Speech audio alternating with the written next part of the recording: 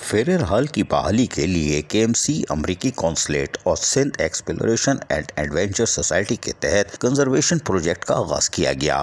امریکی قونصل general mark سٹو، administrator Karachi barrister Murtaza وہاب، سیس کے صدر ڈاکٹر کلیم اللہ لاشاری، میٹروپولیٹن کمشنر سید افضل Zaidi, secretary general doctor Asma ابراہیم نے بھی پروجیکٹ کی تخطیق کی۔ اس موقع پر نقاب کشائی کی۔ پروجیکٹ کے لیے امریکی قونصل نے ثقافتی تحفظ کے لیے مختص گرانٹ جاری کی۔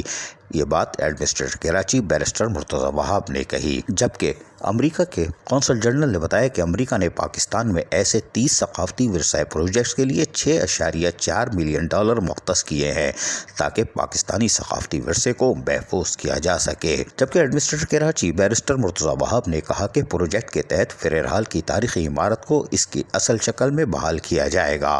عمارت کے موجودہ اسٹرکچر اور اس کے تحفظ میں حائل مسائل کے تجزیہ کر کے تفصیلی رپورٹ بھی تیار کی جائے گی۔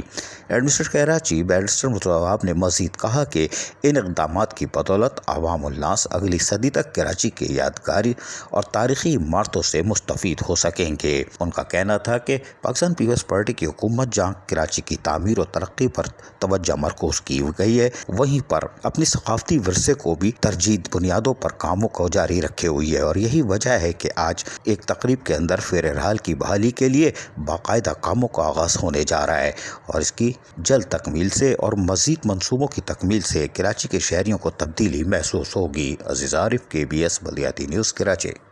ایسی ہی خوبصورت ویڈیوز فیوچر میں حاصل کرنے کے لیے ریڈ بٹن پر کلک کر کے اور بیل آئیکن کو پریس کر کے ہم سب کے سبسکرائبر بننا مت بھولیے۔